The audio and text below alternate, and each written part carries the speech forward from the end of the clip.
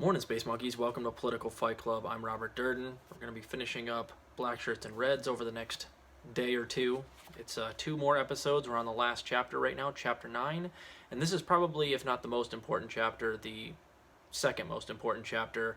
You want to pay attention. We're going to be starting here on page 141. It's called Anything But Class, Avoiding the C Word. And like I said, the ending of this book is astounding. Thank you guys for recommending this book to me. I think it was a great read. And I gave it 5 stars at the end. Just spoiler alert. So, Anything But Class, Avoiding the C Word. Class is a concept that is strenuously avoided by both mainstream writers and many on the left. When certain words are eliminated from public discourse, so are certain thoughts. Dissident ideas become all the more difficult to express when there are no words to express them. Class is usually dismissed as an outworn Marxist notion with no relevance to contemporary society. It's a 5-letter word that is treated like a dirty 4-letter one. With the C word out of the way, it is then easy to dispose of other politically unacceptable concepts, such as class privilege, class power, class exploitation, class interest, and class struggle. These two are judged no longer relevant, if they ever were, in a society that supposedly consists of fluid pluralistic interplay of diverse groups. The class denial of class.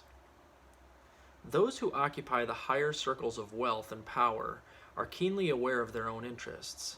While they sometimes seriously differ among themselves on specific issues, they exhibit an impressive cohesion when it comes to protecting the existing class system of corporate power, property, privilege, and profit. At the same time, they are careful to discourage public awareness of the class power they wield. They avoid the C word, especially when used in reference to themselves as the owning class, or the upper class, or the moneyed class.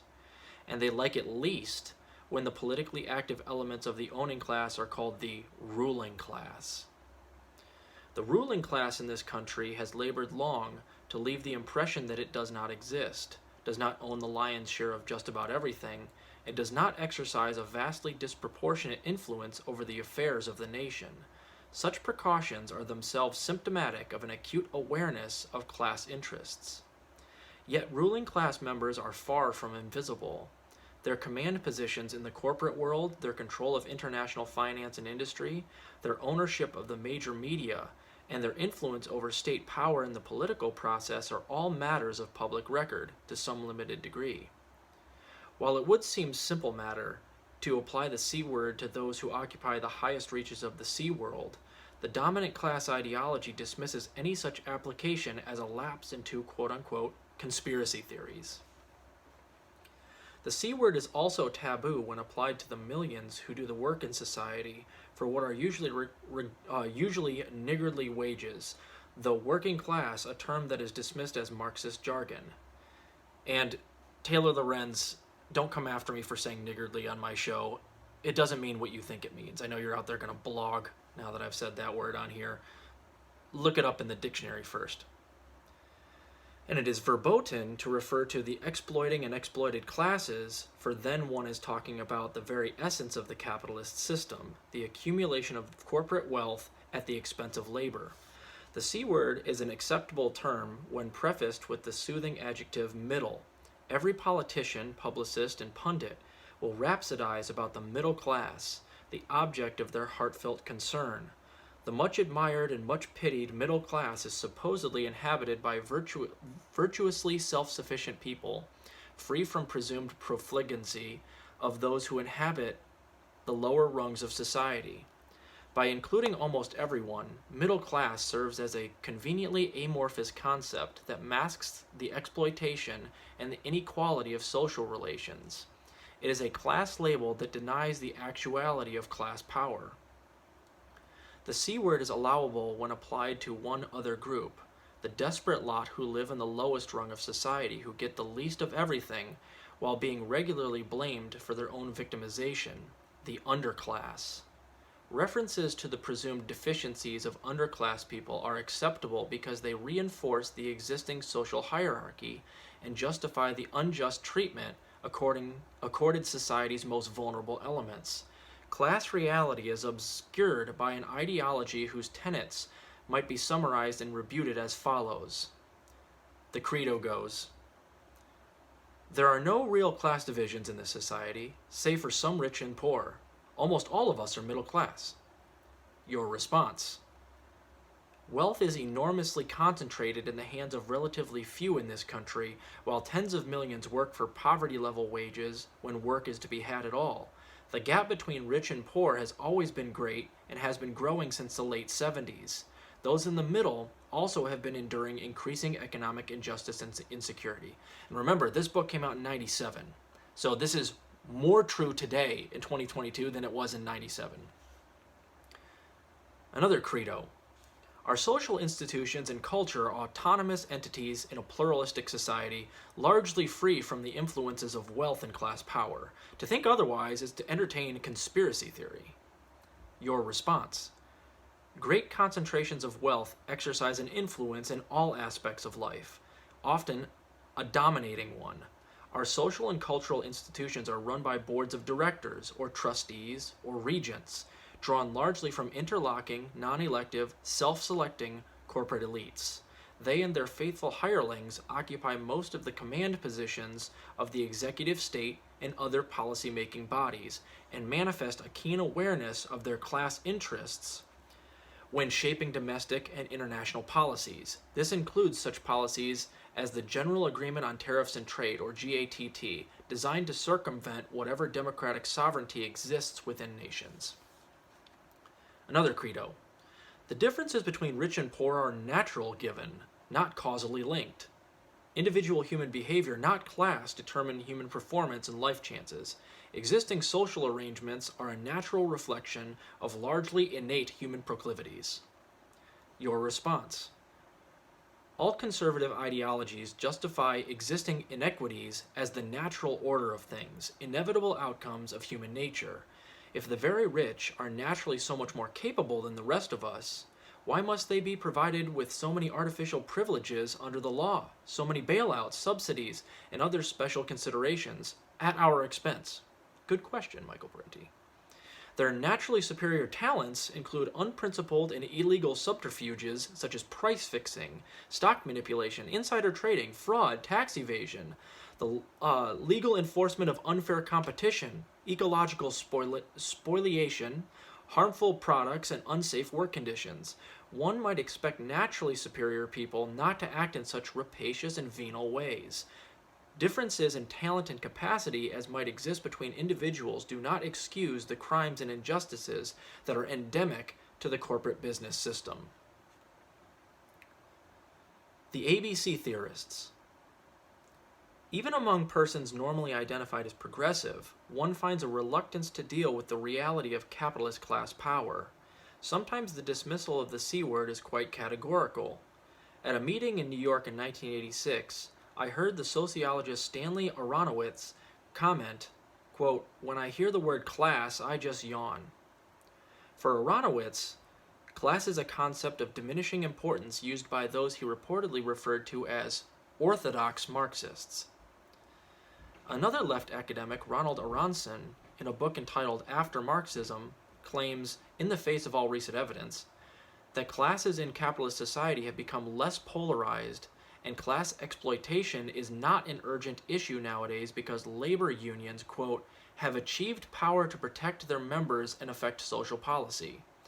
Yeah, how'd that prediction turn out 25 years later? This is at a time when many unions are being destroyed.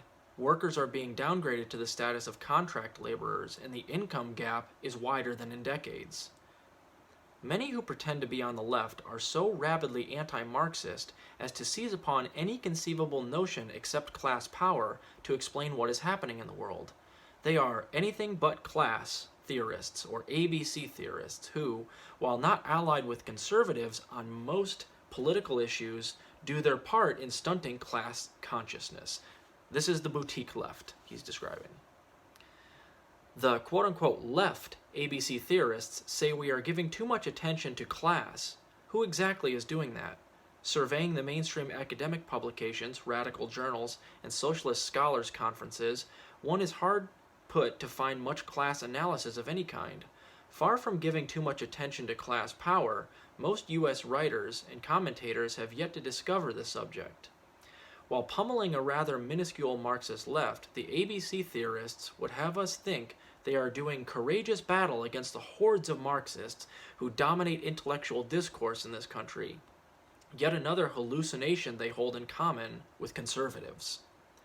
In their endless search for conceptual schema that might mute Marxist class analysis, left ABC theorists have twaddled for years over a false dichotomization between early Marx, who was culturalistic, humanistic, and good, and later Marx, who was dogmatic, economic, and bad. As Marxist scholar Bertel Ullmann notes, this artificial counterpoising transforms a relatively minor development in Marx's work into a chasm between two ways of thinking that have little in common.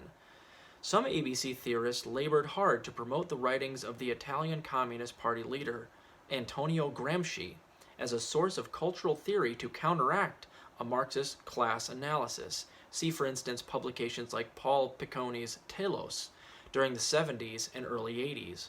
Gramsci, they said, rejected the economistic views of Marx and Lenin. It did not treat class conflict as a central concept, preferring to develop a more nuanced analysis based on cultural hegemony.